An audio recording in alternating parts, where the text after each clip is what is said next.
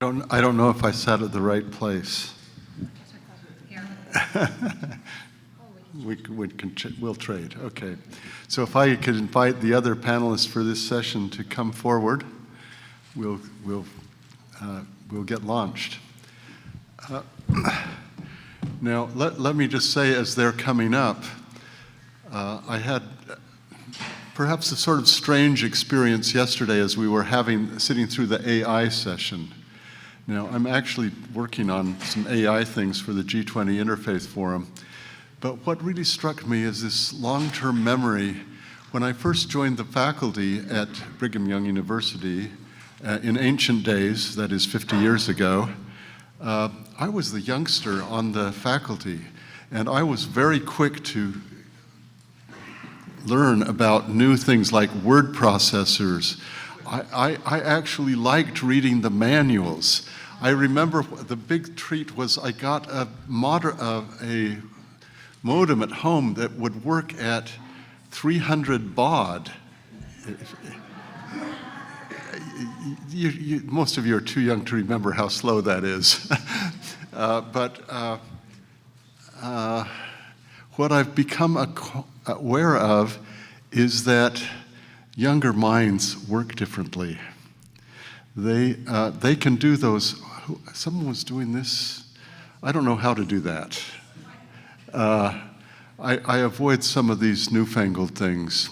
But I'm very appreciative of the fact, and this is my preliminary, because you have this app whose name sounds like a foreign language to me, but you can go on this and you can actually find this session, and all of you know how to do this, and you can read the bios of the people on this panel. And since we never have enough time anyway, I'm going to let you read those in more detail.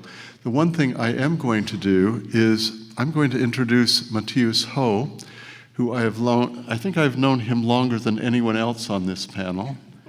He's a relatively short timer. It's been 5 or 10 years, right?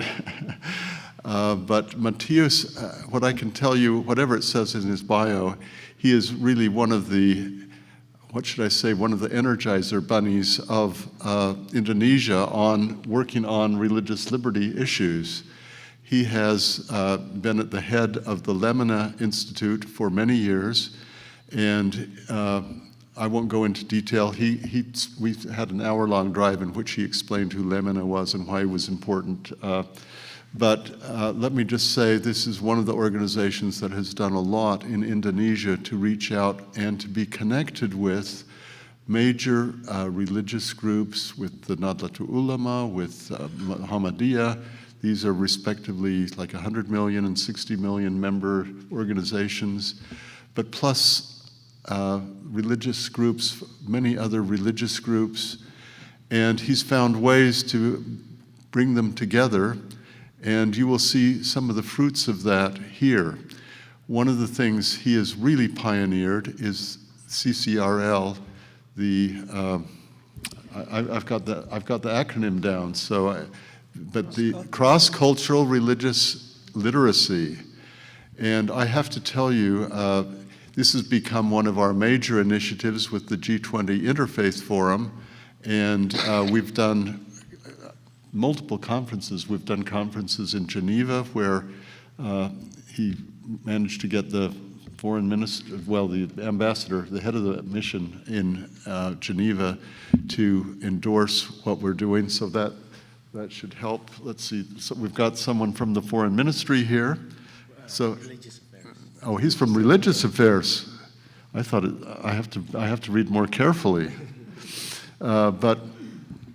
But that's also a very important and significant connection, and I've met his boss before, so that's also good. But what I thought I would do is first introduce Matius in this way of giving you a little sense of this is a person who's really been very active in really developing cross-cultural religious literacy, and but then I'm going to let him tell you, because he knows each of the other people better. I think I've met, well, I've met them all before. I actually went to Muzakki's university. He's the rector of the State Islamic University. And we were doing a program on CCRL, and I think he became, we can say, a convert. Yeah. Yes, okay. And then I've met Reverend Henriette Hutabarat Lebang several times. She's representing the World Council of Churches here, but she also has a stake in understanding how this works.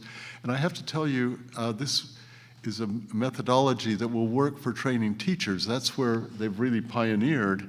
And every time I meet with Matius, it's a few thousand more. But it was up to 9,000. It's probably up to 10,000 or 11,000 now. But he can tell us more about this. But this is a very helpful program, and I believe that it will be able to be useful not only in training teachers, which is where it's really been put to work in Indonesia, but also training those who train government officials in various governments and various other contexts. So let me turn time over to Matius, and he can build introduction of the others into his speech, or I'll let him do it however he wants. Yeah.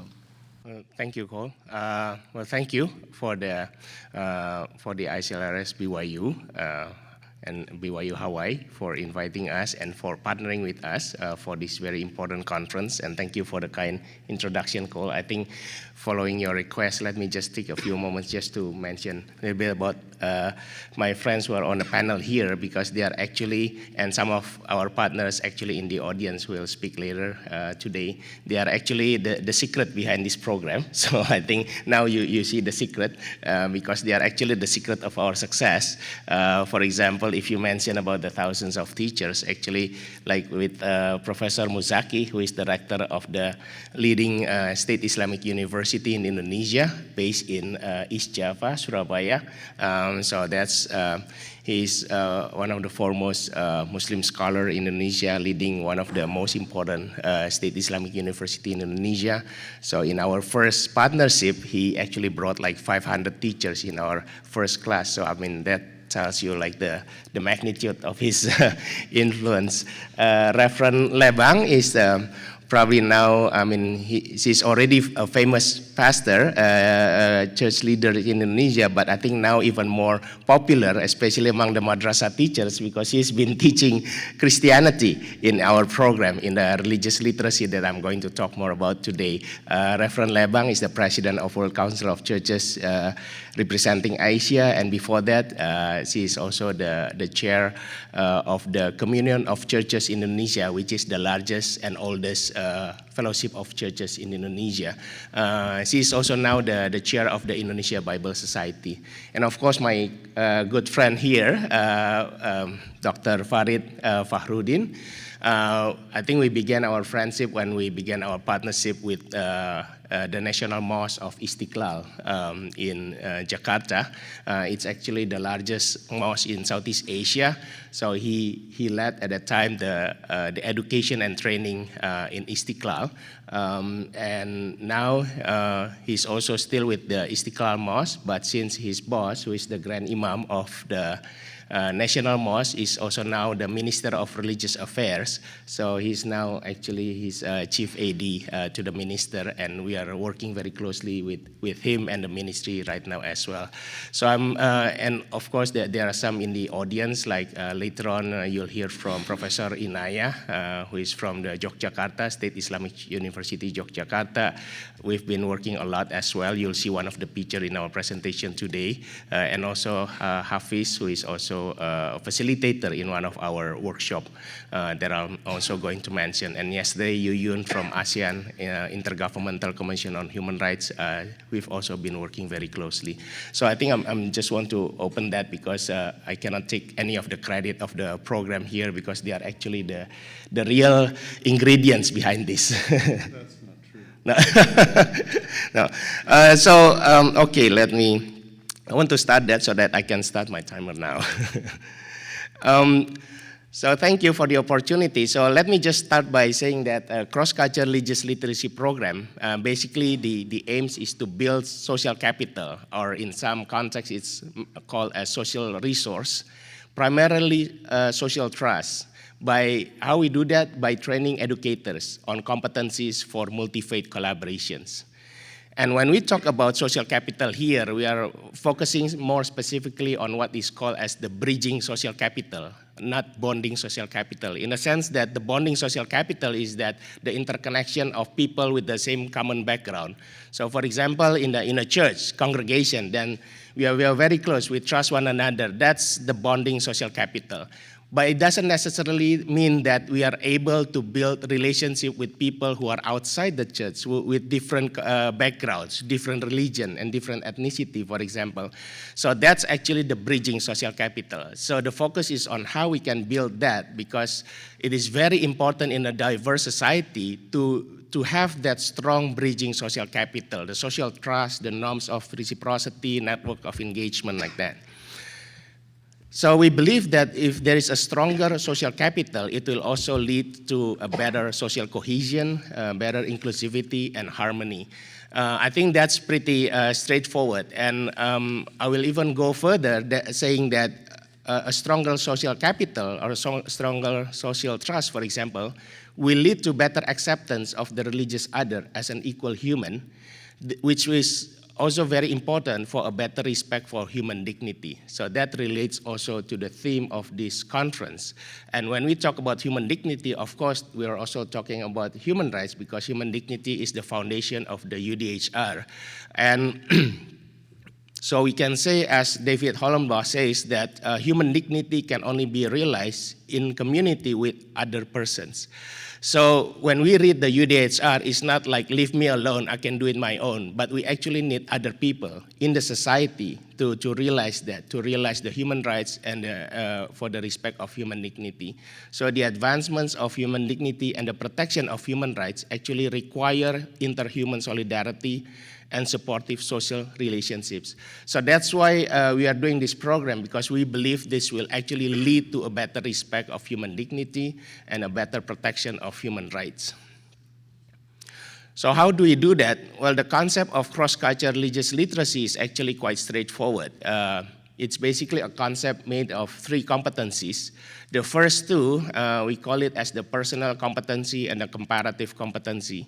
The personal competency basically means that I need to understand my own religion well, if I'm a religious person. For example, as a Christian, I need to understand Christianity well, especially what it teaches me how to treat people who are different from me. Because from a lot of the studies, for example, of the extremists, for example, the violent extremists, oftentimes they don't really know their own religions. Maybe they have an incorrect understanding, or actually they just being manipulated by a certain radical teachers, for example. So it's very important to understand your own faith. So this framework is not telling you to leave your faith, but actually to deepen your faith if you're a religious person. Comparative competency means that it's important for me to understand my own religion, but also need to understand the religion of other people, but from the perspective of that person. So, for example, if as a Christian I want to understand Islam, then I need to talk to Professor Muzakki or Dr. Farid to really understand Islam, instead of going to a Christian bookstore, find a book on Islam from a Christian author, for example, which is okay, but oftentimes it's incorrect, or maybe it talks bad things about the other religion. But that's not enough, because if we stop on these 2 competencies, usually that's how the interfaith dialogue ends up. It's nice discussion, it's good, it's an important first step, but the nice things stop in the room, because after you leave the room, then maybe you go back to your own business, and then it doesn't have any lasting impact on the relationship. So what we say that we need the third competency, which is collaborative competency, meaning that we need to understand how we can collaborate, even though we are different, and we will remain different after we collaborate. Because collaboration doesn't mean that we become syncretistic, doesn't mean that we undermine our own faith, because sometimes maybe after collaboration we are thinking, for example, how come this person doesn't become a Christian because we've already working for 10 years. So this is actually saying that we need to be able to collaborate and respect, appreciate our differences. Now, why that's important? Because collaboration will lead to trust. And then we need trust for collaboration. So it is this cycle of collaboration and trust that we try to promote through this approach of CCRL. Now, we also consider other theory in defining our program. One of them is actually the social psychology. Is from what is called intergroup contact theory. It was popularized by Gordon Allport in 1950 through his book about the nature of prejudice. So basically there are, 5 minutes, okay. So, okay, then I need to speed up. Sorry, I thought it's 15 minutes. Okay. So let me then, so the program actually is breakdown into 2 steps. The first one is introduction, and then we have additional program for after they graduate from the first course. So the CCRL program is a multi-pronged approach. We have a lot of activities there. It's not just one program. So I'm going to talk the first one. The basic course, the introduction, is basically a 1-week online training. It's using Zoom for live interaction because we believe it's important for them to have a live interaction with people who are different from them. So from that one-week program, they will actually learn, for example, the concept of CCRL, but also learn different religion from the perspective of their followers. For example, the Christian teachers will learn about Christianity, but they will also learn about Islam from Muslim scholars and other things. The madrasah teachers will learn more about Islam, but they will also learn, for example, Christianity from Reverend Lebang. So that's the 1-week course. After that, the 1-week course we launched in 2021. So for about 3 years now, we have been running that. We have close to 10,000 teachers from all over Indonesia. We're still running the program now. I think we're running the 65th or 66 classes. So that's why I said the secret behind this is actually our partnership, because we work a lot with different organizations. Now we are working with the Muslim, Christian, Hindu, Buddhist, and Confucianist organization, including in the government as well. So after they graduate from the introductory course, they can take additional courses. This is the upgrading courses that we run throughout the year. Because we know teachers are busy, so we try to make the program very short so that it doesn't disturb their working hours. So they can take an online courses that we offer. It's a live courses through using Zoom. There is also a webinar, but we also have a workshop. So the workshop is actually, we meet on site for 3 days where we train the teachers on how they can develop the lesson plans, on how they can teach the students on the CCRL principles. So instead of introducing a new courses, they will actually teach whatever they are teaching. For example, maybe the teacher is teaching math or teaching a Quran and Hadith. So now the teacher will know how to deliver the course and then also teach about the principles of the religious, cross-cultural religious literacy, on how to build relation, collaboration with people who are different from them, using whatever subjects they are teaching. So in the 3 days, the teachers need to work on that. We have a facilitator, we have the curriculum to do that, and then they need to submit to us the lesson plans that they develop, and then we encourage them to voluntarily send us the video on how they teach in the classroom. It's actually voluntary, so we are quite surprised that so far we get a 70% rate of the teachers actually sending us the video on how they teach in the classroom using the lesson plans that they've developed. I think right now we are approaching close to 90% of the teachers from the workshop actually return to us the video. So we have a big database now on that. So I just want to show you a real quick, this video, an example of how this is actually how the teachers from the Christian schools and also the madrasa, that they came up with their own initiative of a student exchange, basically, between the madrasa and the schools, where because they got to know each other, they graduate from our program. So this is the initiative. The first time the Christian school actually brought the students from the Christian school to visit a madrasa.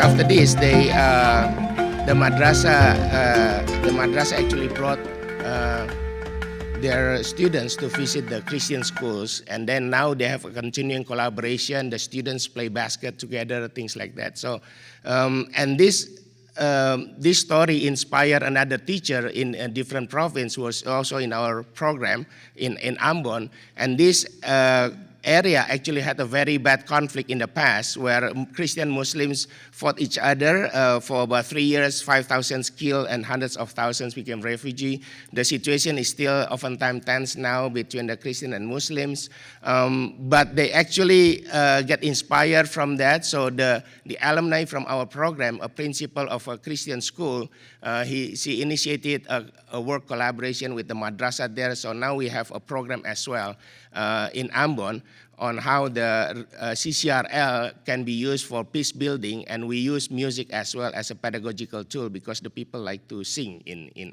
Ambon. So this is the latest thing. We are very excited because we believe that CCRL is not confined only to teach the teachers, but now we are working also with the Ministry of Law, the Human Resource Development Agency, because now we are working with them to develop module to train the legal analysts, the legal drafters, up to the level of the director in the Ministry of Law and Ministry of Immigration and Ministry of what do you call that, prison and human rights. So we are going to have our first course there. So I think this is a new exciting project as well for us, because then we can learn how to adapt this program for government officials. And we are talking about legal drafting and legal analysts here. So lastly, I'll close by this, that we also want to share this experience in different society in the world. So that's why we are very grateful to our partners, BYU and also IF20 and others. And we held an international conference last year in Indonesia, partnership with the Ministry of Foreign Affairs. And we also had a discussion with some of the representatives from the ASEAN countries, and one of them from Vietnam actually. Then he came home and then he wrote something in a journal in Vietnam about the experience from Indonesia and what it means in Vietnam.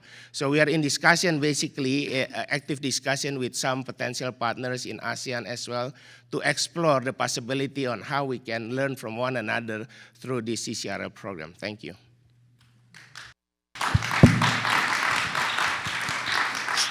So I just want to, 2 quick points. I wanted to emphasize the fact that one of the reasons for having this program here is that those of you from different ASEAN countries could learn about this, and because there are real possibilities of expanding into other ASEAN countries. Also, I gave him a little more time because I took some introduction time, but the others of you don't get extra time. So let's see. So we'll next hear from Rector Muzakki.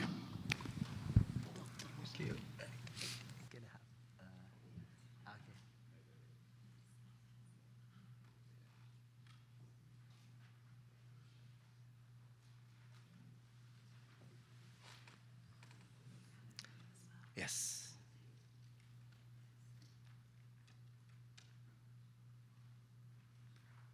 Is that okay?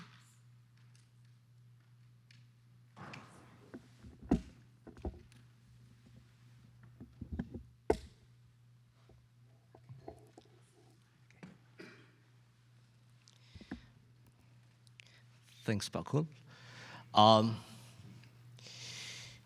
Good morning, everybody. Aloha. Sorry, just practicing this word. Thanks to with CCRL, Pak Matius has talked much about the project and the program as well. So in my presentation, I would like to see how does cross-cultural religious literacy work for teachers of religious education on tolerance. And for that issue, I'd like to focus on 3 basic components. One is how the popular expectations of tolerance in public life. I'll let you know how people then think the tolerance has to be in the public life, and also how the government perceives the concept of tolerance in public life. And the second focus will be how then does CCRL contribute to meet those popular and government expectations. And the third one is the recommendation for further nurturing tolerance. Well, what I'm doing here is based on my experience. I've been active as Secretary General of Nahdlatul Ulama in highly populated province in Indonesia, East Java, for 12 years. And then now I'm becoming the deputy of East Java's Nahdlatul Ulama chairmanship. And also, I have been for 2 years as Deputy Secretary General of national level of Nahdlatul Ulama. So I'll be doing and dealing with this issue based on my experience as an activist of mass Muslim organization. But at the same time, I've been also Secretary General of Majelis Ulama Indonesia. It's like Indonesian Muslim Council for 5 years in East Java, still the highly populated province in Indonesia. But also I've been for 3 years heading the State Islamic University of Sunan Ampel in Surabaya.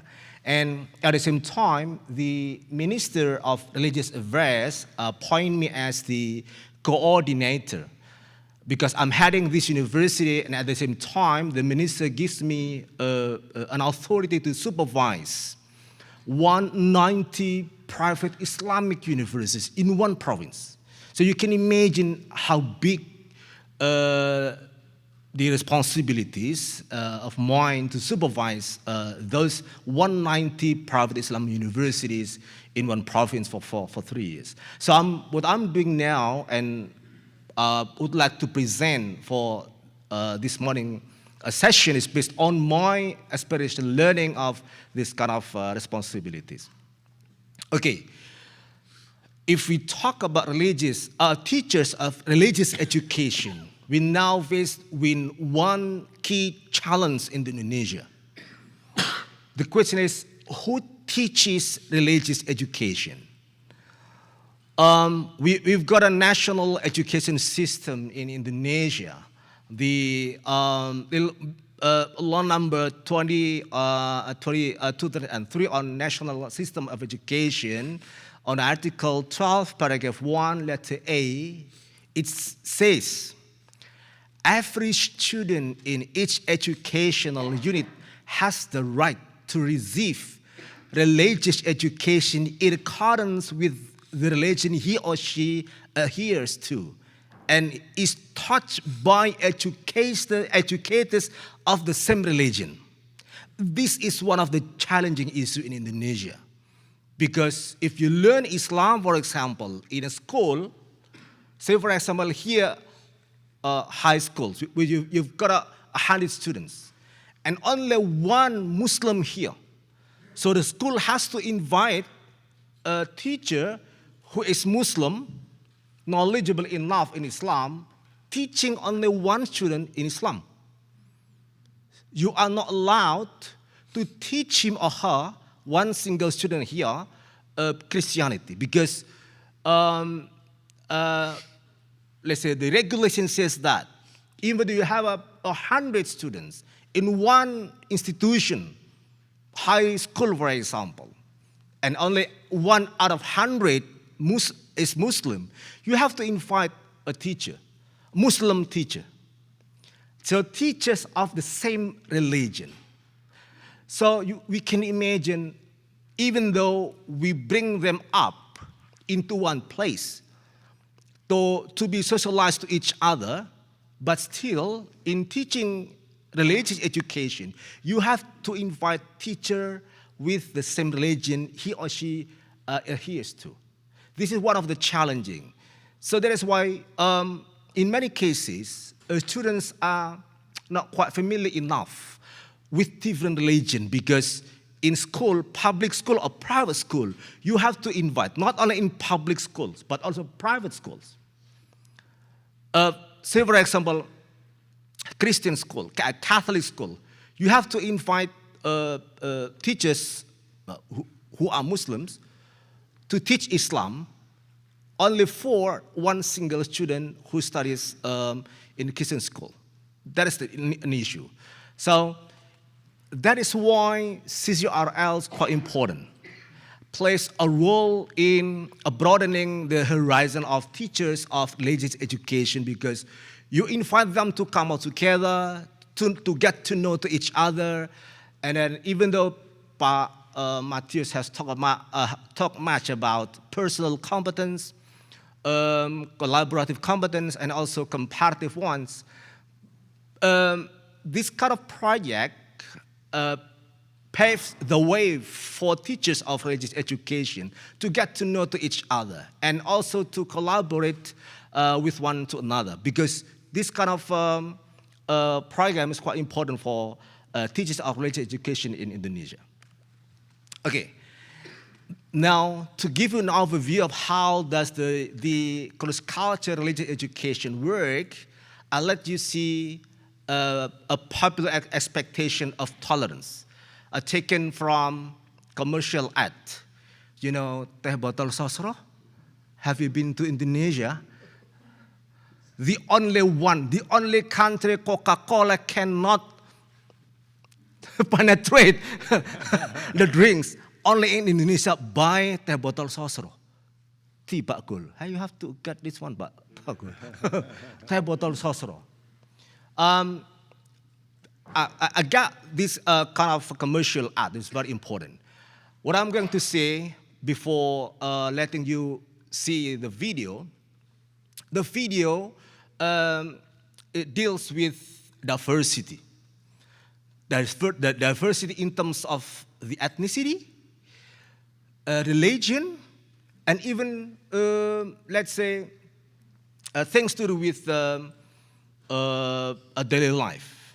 And they come to the, let's say, canteen, consuming things to do with culinary ones, but they come together, share things, and they enjoy the meals. And one important one after meals is the drinking.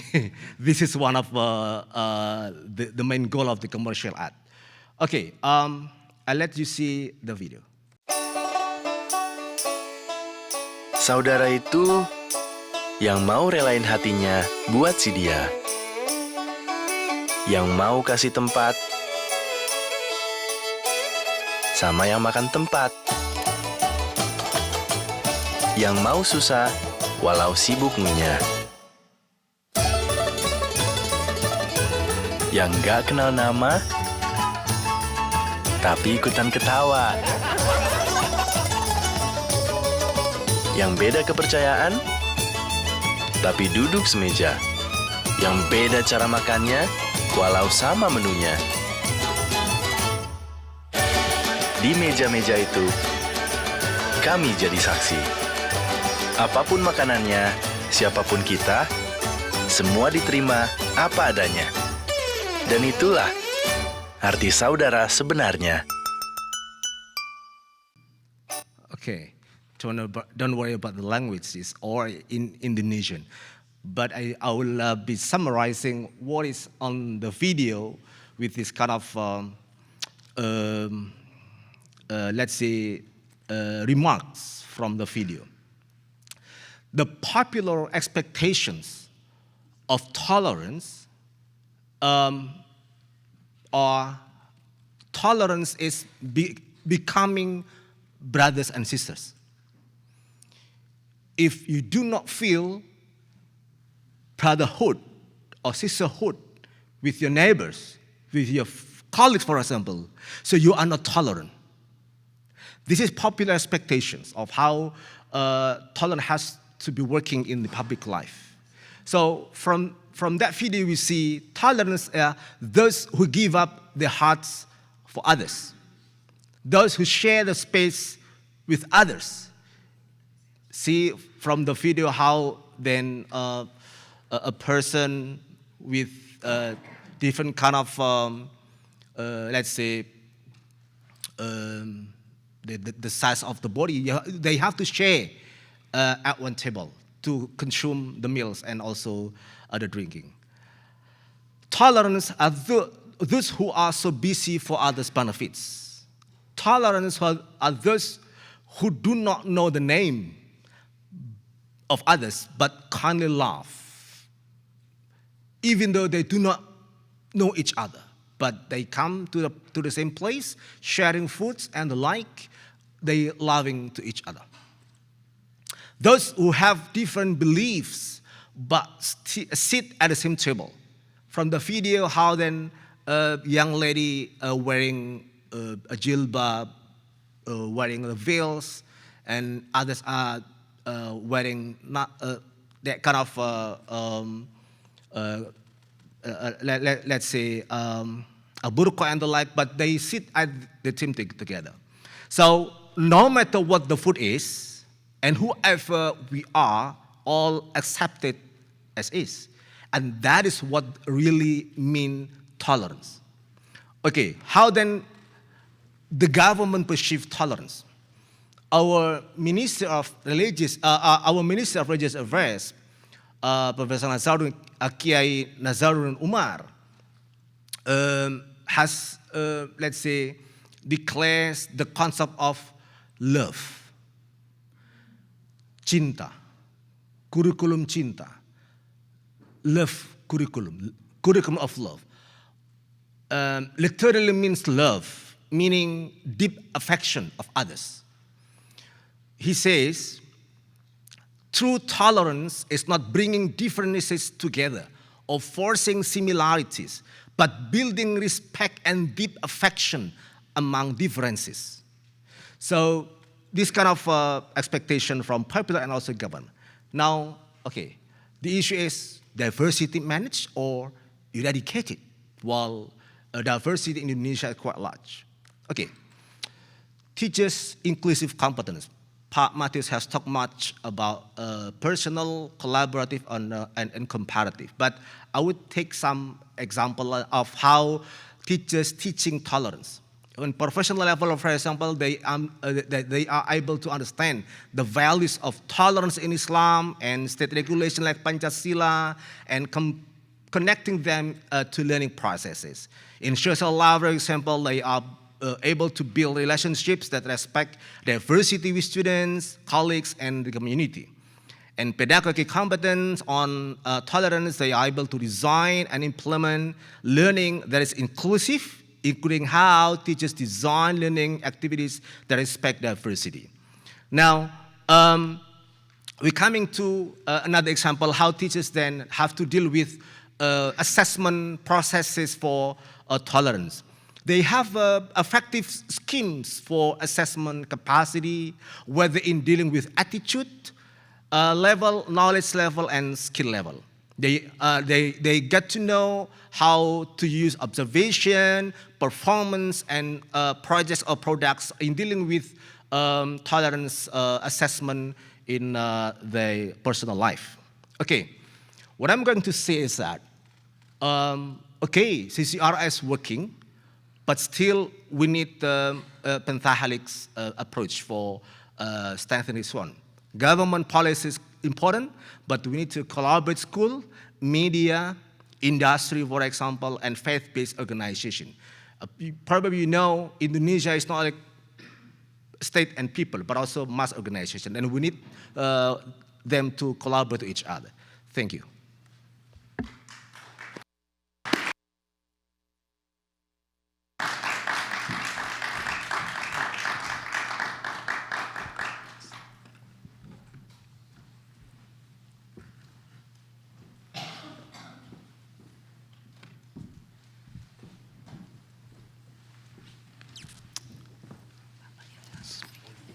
So, Reverend Lebang, while they're setting that up, let me just say, about 15 years ago, I was in charge of a project on teaching about religion, which is sort of an earlier phase. And basically what it was aimed at doing is helping to cultivate the comparative talent that this program talks about. And even there, we realized how important the teachers are, and how in short supply they are, and how complex their task is. So it's, this is the next wave. It's really more sophisticated because it's not only thinking about comparative comparisons, but how the personal skills, the collaborative skills get built onto that other comparative skill. So thank you. I think we're ready to go with Reverend Lebang. Thank you. First of all,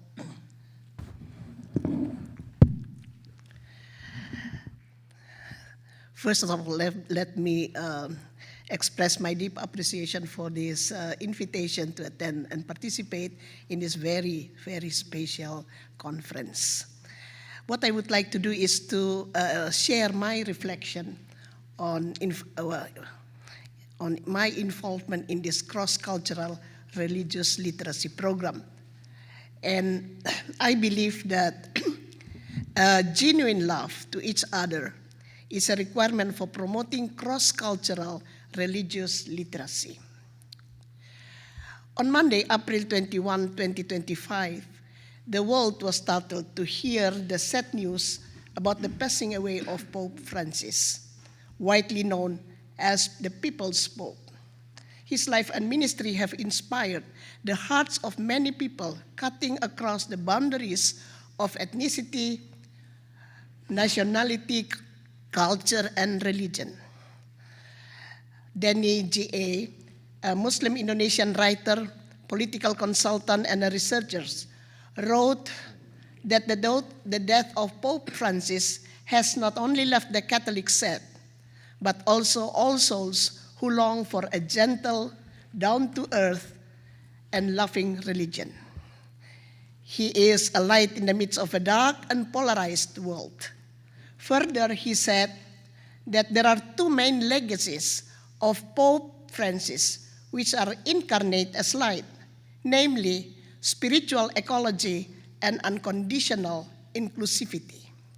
For many Indonesians, regardless of their religions, the pastoral and state visit of Pope Francis to Jakarta on September 3 to 6, 2024, had become a source of inspiration and a model on how to honestly appreciate and respect the differences in the midst of a pluralistic community. He showed a simple life, an openness to wholeheartedly engage and touch the hands and life of many people, no matter what their backgrounds are. He used a very simple car, and he let the mirror of the car open so that those who come around him, he can touch those people around him. Shortly after the joint declaration of Pope and Grand Imam of Istiqlal Mosque was launched, last year, an extraordinary work of art was unveiled. This painting is a portrait of Pope Francis meeting with the Grand Imam of the Istiqlal Mosque, Dr. Nasaruddin Umar, in September 2024, when the Pope visited the Istiqlal Mosque in Jakarta. This picture illustrates a meaningful tolerance that depicts a meeting in sincere spirit of brotherhood, born from the hearts of the two world religious leaders filled with genuine love. The Grand Imam of Istiqlal kissed Pope Francis' hand, and the Pope kissed the Grand Imam's hand. This shows clear evidence that tolerance is deeper than mere coexistence. It has to spring out of the loving hearts and reflect spontaneously in the daily interaction among the people, regardless of their cultural or religious backgrounds. I put cultural and religious backgrounds because, we have more than 700 languages in Indonesia, and sometimes the religion and the culture is embedded to each other. The cross-cultural religious literacy starts the process of an encounter with the so-called personal competence. Namely, participants deepen their understanding of moral and personal self-knowledge from the rich spiritual well of their own faith, especially on how they perceive people of different cultures and faiths. This is an important preparatory step to enter into cross-cultural meeting, which lead to an openness for a dialogue.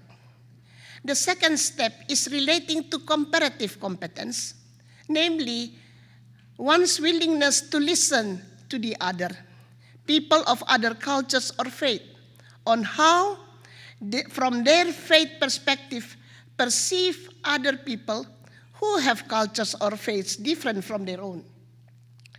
The uniqueness of this second step is that the participants are challenged to listen from a resource person who is the adherents of different cultures and faiths. This requires an open heart to listen to other beliefs or perspectives.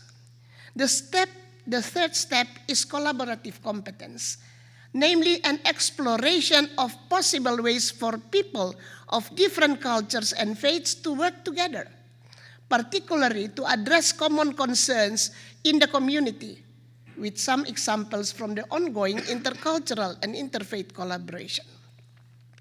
As a resource person representing Christian faith in this program, I enjoyed and learned so much from my encounter with Muslim participants, mostly teachers in Muslim schools. Similarly with my engagement with teachers of Buddhist and Confucianism faiths, I have been enriched by their question relating to Christian beliefs and Christians' religiosity, which in turn helps me also to grow deeper in my own faith. Although prejudice may still lingering around, nevertheless, I think their questions do not necessarily reflect their prejudice. I can see that some of them are very careful in shaping their question to avoid the sensitive matters. Some of them are sincere, raise the question, which coming from their heart with a desire to understand better the faith of other neighbors. This is often a challenging moment in an intercultural and interreligious dialogue. It requires a recognition of human dignity of other, of other partners in dialogue, that all people, regardless of their ethnicity, culture, and religion, are created in the image of God.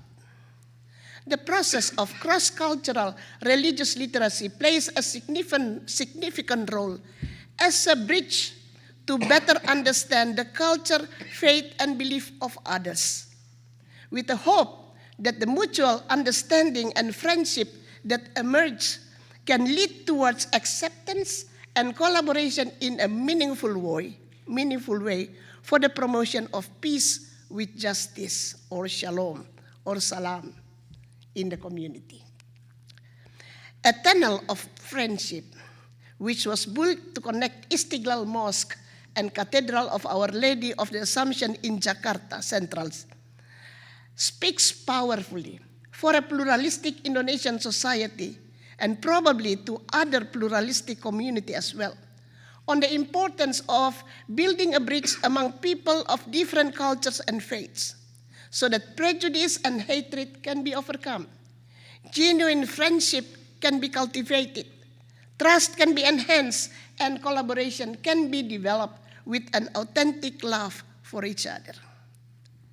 In the midst of ecological crisis of today, people of different cultures and faiths are challenged to join hands in to heal the creation that are groaning in pain. In order to cultivate the culture of peace among young people, an interreligious program called Peace Train has been held for a few years, initiated by interreligious youth organization. Opportunity to be together on the train, making a trip, maybe from Jakarta to Central Java or to Surabaya, and that is the occasion for them to interact to each other, to learn from each other, even to learn their faith, sharing their faith, and hopefully they can move together to cultivate the friendship, genuine friendship. Let me share a little bit about the World Council of Churches has office on interreligious dialogue and cooperation, with the aims to embrace dialogue as a concrete way of living out the gospel's call to love God and our neighbors. It strives to nurture interreligious encounter and engagement among member churches, 350 member churches, as a means of furthering the fullness and flourishing of all lives. Since its establishment in 1971, the office promotes dialogue as the common adventure of the churches to be undertaken in a spirit of honesty, hospitality, and hope as we pursue what makes for peace and for mutual upbuilding, based on Romans chapter 14, in a multi-religious world. The WCC and the Pontifical Council for Interreligious Dialogue, the Vatican, co-published a book entitled Education for Peace in a Multi-Religious World, a Christian Perspective. Education for Peace in a Religious World aims to foster peaceful coexistence by drawing on the peaceful aspects of religious traditions and promoting interfaith dialogue. It emphasizes shared values, encourages empathy and compassion, and helps individuals understand diverse perspectives. This approach counters religiously motivated violence by highlighting the peaceful resources within religions and promoting tolerance. A meaningful dialogue involves the translation of committed and creative theological reflection into courageous and compassionate action. Therefore, the WC Interreligious Day seeks to build bridges of trust and respect with neighbors of other faiths and to develop interreligious solidarities that can promote justice, peace, human dignity, and the well-being of the entire creation. Thank you.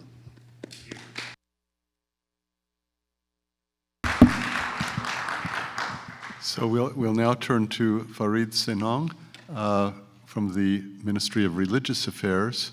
I just want to emphasize that when you're thinking about the ways of collaborating, dialogue is one of the most powerful ones and it's been talked a lot about, but working together diapraxis, doing practical things together, is often an excellent way of doing the collaboration. So, go ahead. Okay, while waiting the slides. Aloha, good morning, and assalamu alaikum warahmatullahi wabarakatuh. Thank you for having me here. My part basically will present or emphasize Indonesia's Wasatiyah within the program of cross-cultural religious literacy, looking at genealogy and future trajectories.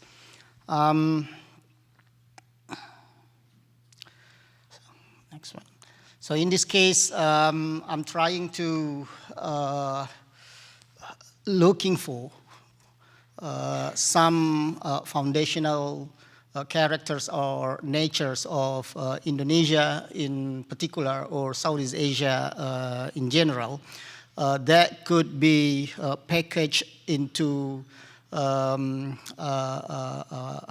ideas of moderation, and then later we'll link it to cross-cultural religious literacy. So what I'm going to explain in the beginning is to find a strong traditional touchdown for the Islamic moderation programs, as well as with its linkage to cross-cultural religious literacy. And I believe that this strong foundational touchdown will be a very good foundation to future trajectories. Well,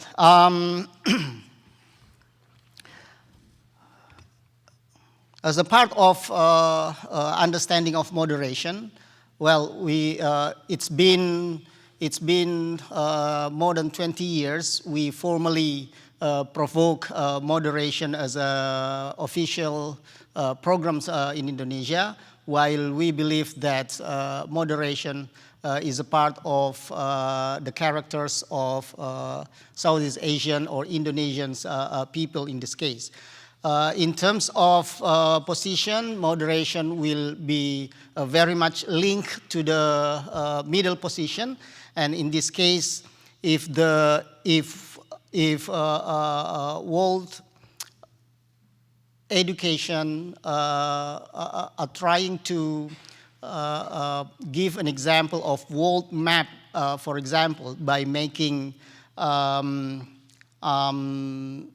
America on the left and Asia on the right, yeah, Indonesia has an interest to use another map which put Southeast Asia or Indonesia in the middle. And that to emphasize the very important position geographically, that Indonesia or Southeast Asia is located between two continents, which is Australia and Asia, and then between two oceans, the Pacific and the Indian.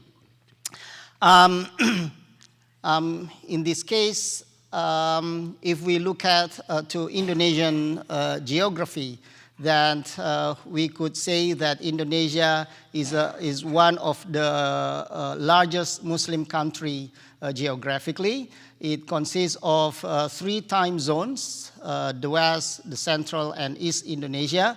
And if we simply compare it into Europe, for example, we need about 7 to 8 hours to fly from the very eastern one to the very western corner of Indonesia. And that likes flying from London to Turkey.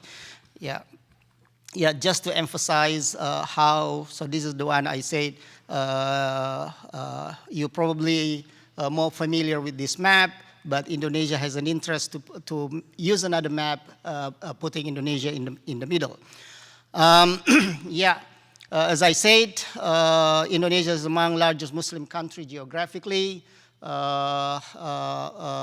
with the cross position as a very important position, taking it as in world traffic at that time in the past. The maritime culture is also one unique characters of Indonesian. And as you are familiar with, Indonesia consists of even more than 17,000 islands. And that means that Indonesia has larger sea zones, and that would create the so-called maritime culture. And many scholars, especially sociologists and anthropologists, already consider that people with maritime culture is basically more open, more democratic, more egalitarian than the continental ones. Sorry, simply because people in seashores or with maritime culture will always meet with new people, especially in the past, making use of harbors as the very important point. Geographically, Indonesia is also quite far or free from the conflict, the eternal conflict in the Middle East, which also create a kind of soft culture in Indonesia, which I will emphasize in this slide. So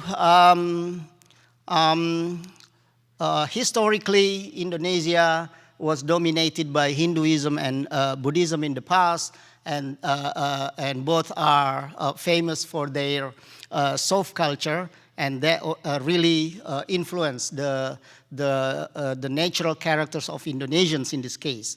Another important point here is the idea of stranger king, which is very famous in anthropology, saying that even many societies in Indonesia even accepted strangers to be their leaders or their king.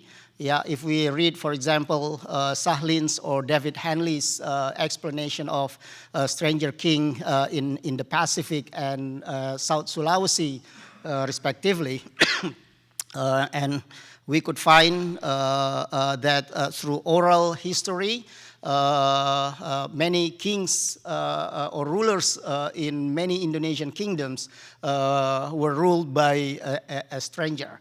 Well, this is also not to say that we are suffering from inferiority complex, but we take the good side that we welcome everyone's coming to the region. The population, sorry, well, as you know, it's a Muslim population country widely, and from the census of 2020, it makes, for Indonesian context, more than 270 million Muslims living in Indonesia, and that makes more than 30% of the world Muslim population.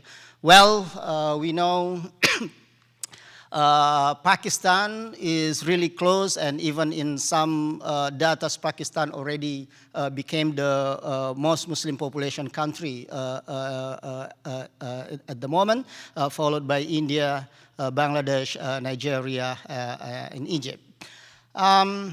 Focusing on Indonesian Islam, as Professor Zaki also explained, pesantren or Islamic boarding schools as a sub-system of national education has a very huge contribution to the creation of moderation in Indonesia.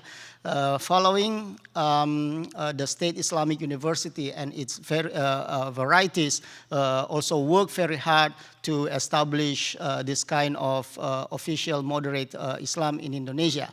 In addition, Nahdlatul Ulama, Muhammadiyah, and other Islamic religious, socio-religious organization, including MUI or Majelis Ulama, the Ulama Council of Indonesia, also had a very contribution to the establishment of moderate Islam. Not to say the most important one, but the the role of the Ministry of Religious Affairs also became the motor of this religious moderation movement in Indonesia by making it as the official national programs in the last 20 years.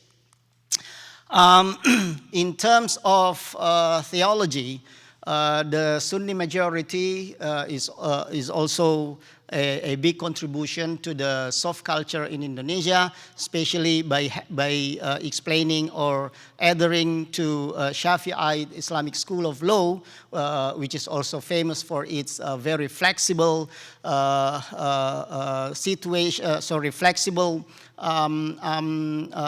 nature to any changing situations. I don't need to explain this, I'll just skip it.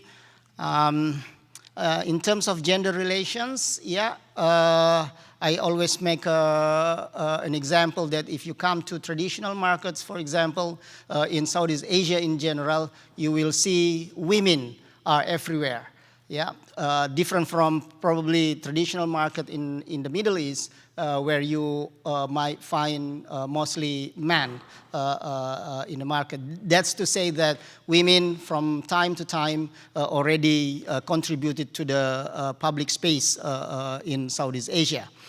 We are grateful that many world leaders also promoted that if you want to see how gender issues works together with religious teachings, in this case Islam, then you might come to Indonesia to see how gender issues as well as democracy work very well in Southeast Asia. Pancasila is another very important point as the blended philosophy of Indonesian people in general. Then I will come to explain how the CCRLs, as Pak Matius already explained, also became a kind of extension of Islamic moderation in Indonesia. And as Pak Matius already explained, almost 10,000 teachers and Muslim chaplains already took benefit from this program. And from Istiqlal Mosque, for example, we extended this program to the whole Eastern in Indonesia by taking benefit to the position of Professor Nasaruddin Umar as the Grand Imam and now as the Minister of Religious Affairs. Istiqlal then is well before even before the CCRL, Istiqlal already have this program, Ulama Education Program, which is quite unique because the Ulama Education Program in other institutions only take about 3 to 6 months, while Ulama Education Program in Indonesia is enriched with postgraduate program. So Ulama Education Program in Istiqlal is enriched with master and PhD degree programs. And more specifically, Istiqlal has this female ulama education program as well, which is probably the only one in the world. And lately, Al-Azhar in Cairo also imitated this program by inviting Professor Nasaruddin Umar to Al-Azhar in Cairo to launch this female ulama education program in Al-Azhar.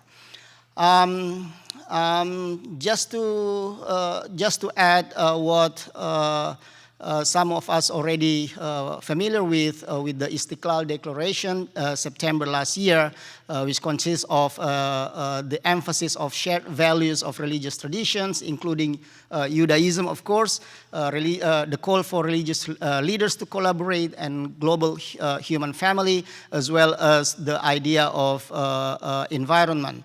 And all of them is now being extended by the establishment of curriculum of love, by the genuine idea from Professor Nasaruddin Umar. Just yesterday, we just launched the Matoa tree planting movement. Yeah, the number is about only 1 million, but it's already a very huge program, taking Matoa tree, which is unique or comes from Papua Islands. And then Istiqlal Declaration is being now extended as well with the climate change programs in Istiqlal, not only by personal interest of Professor Nasaruddin Umar, who also did a kind of fellowship in America just to make a kind of deep study to the to world religious contribution to climate change, and also involve, just like the CCRL, we involve Judaism as a part of our program, and which is still quite sensitive in Indonesia. Well, all struggles is not without challenge. This is what we are facing today, but we are trying to make this program work very well in the future. Thank you very much.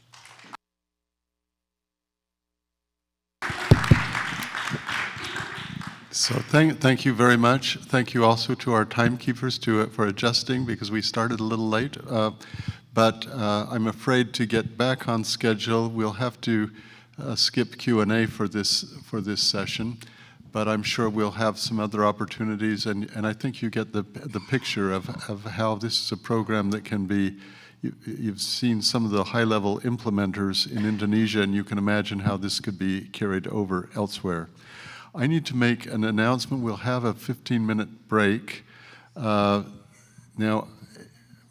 theoretically, everyone remembered to bring earbuds, because you will need it for translation in the next session.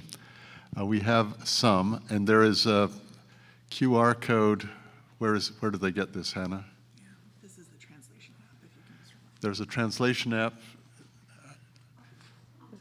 It'll be on the screen, but you'll be able to connect to that with your phones, and but you'll need your earbuds. There are a few earbuds extra that are. Do you want to hold up your hand? So if you're like me and you forgot your earbuds, try. But she's got a limited number. So, but get those set up, and we'll be ready to launch the next session at 22.